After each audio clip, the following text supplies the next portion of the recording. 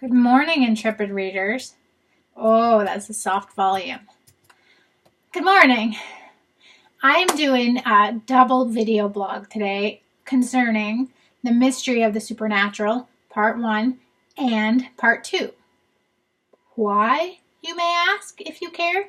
It's because I missed it last week and they happen to be related, so I figured I could just do 2 in 1 and be caught up for this week. When I start submitting my blog, my written blog, and my video blog. So, Mystery of Supernatural, Part 1 is called Dad. Now, what do you believe? Do you believe in scary things, ghoulies, ghosties, things that go bump in the night? I'd like to know. I don't know what I think about that, but I have a couple of experiences that I blogged about this past couple of weeks that I was going to tell you about. And then I want to hear what you think. Okay, so first of all, most of you know I lost my father in 2012. And he was such a bookman and he owned a bookstore, and he was so fantastic, and I miss him so much. But he was super laid back, my dad, and he was really important to me in terms of the fact that I am not so much laid back. I'm a little kind of worrywart about some things, and I get worked up, and he was always just kind of like, hey, in the grand scheme of things, how important is this? And he was usually able to talk me down, and he was a superstar. Anyway, so at one point after his death, I think it was about a year or two after his death, and it's important that you know, he ran a bookstore for 40 years, which he sold in 2006. So 66 to 06, he ran this bookstore. And later in his life, he had a cell phone also. So, but then he was homebound for like the end of his life, probably the last 5 or 6 years of his life. He was homebound with emphysema, and so therefore, that's kind of important. Something that's important for you to know to totally get this story.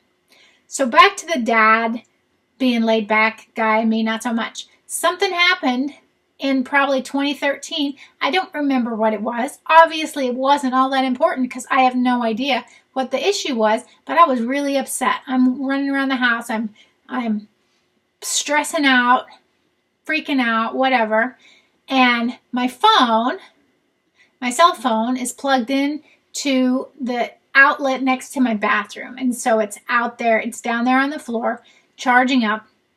I'm wandering around the house, stressed, upset, sad, whatever it was, for some reason that I don't know, some reason that I'm not sure of. But anyway, so let me find it here.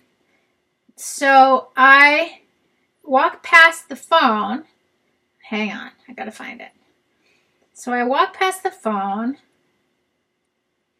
and I look down, and for no reason whatsoever, oh, now I can't find it. Come on. I obviously didn't prepare for this very well. Okay. So I walk past the phone and I look down and I pick it up, and here is the screen. Can you see it? I don't know if I pull it. Okay. That's what the screen says. That's Dad. That's his cell phone number and his work number, neither of which I've had any reason to use. At that point, I'd had any reason to use for at least 2 years because of his death, but probably for more like 7 years because he was homebound and didn't use those phone numbers anymore. I never clear out my phone list, which that could be a whole nother blog if you saw the ridiculousness that is my phone list. But anyway, it was something I hadn't looked at or hadn't needed to use for a long time. And then I look down at this point, this stress point in my life, and there is this phone screen, which I promptly burst into tears and figured in my mind, it was like his way of saying, hey, is this really big? Is this in the grand scheme of things? Does this matter? And the answer is always no. I mean, the answer is always no. I have some health issues, and so that's a cause for stress. But otherwise, if everyone in my family is alive and kicking, and I'm alive and kicking, that's all that matters. And we're all pursuing healthiness, and that's what matters. That's the big picture. And sometimes I forget and get stressed over stuff that shouldn't matter at all. So that's my first blog. What do you think? Do you think that's my dad sending a message, and how would he do that? And I'm interested in hearing your point of view on that. Because the reason I wrote this blog, the reason I started this blog to begin with, was actually from the second blog that I put out, which is called The Mystery of the Supernatural Part 2, and the title is Seed. So here we go. Last week was my friend Kim's birthday, and she was coming to pick me up so I could take her out to lunch. And why wasn't I picking her up?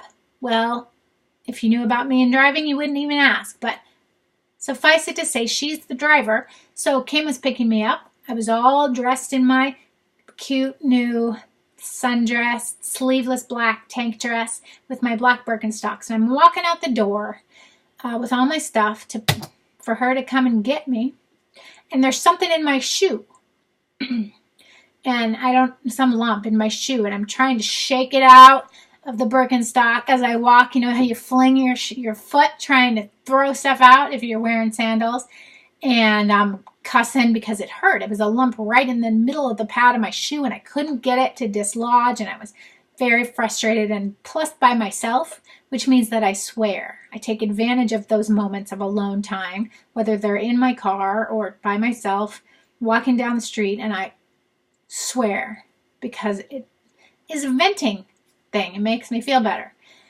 So anyway, I get to the edge of the walk. Kim is on her way, and I pull my shoe off and fling the thing out, and it's a seed. And at that time, I looked at my phone to see if Kim had texted to say she was coming. And you know how in your text messages sometimes you look down and there's gibberish in the screen, that if you've just got one text screen up and there's no message sent yet, it will be gibberish, like QZXP, whatever, gibberish, and that adventure. And so I look down at that little text strip, and it says seed. That's it. One word, seed. And to me, that's bizarre, because I didn't know it was in my shoe. I don't know if I said seed. That was Kim's thing. She's like, well, maybe you said it and your little text to voice thing was on. And I was like, yeah, I guess that's possible, but I don't think I said it. And if I would have said it, there would have been swear words. There'd be something around the seed, even if it didn't pick up on the swear words. It would be like tranquil seed or whatever the autocorrect tends to do with stuff it doesn't understand. And that was not there. It's just the word seed. So I don't know. What do you think? Supernatural weirdness that the universe is telling me what's bugging me in my shoe? Or me just reading stuff into everyday situations that's not there at all? Or what? What do you think? I'm very curious to hear what you think. And I do have a follow-up blog, part 3, Mystery of Supernatural, that explains kind of what I think about my dad, for example, specifically about my dad, and relating to that. And another thing about, this blog, I didn't cover the first half of the seed blog because there was a weird story from when I was younger. I will do that the next time around. I would love to know what you think. Until then, stay mystified.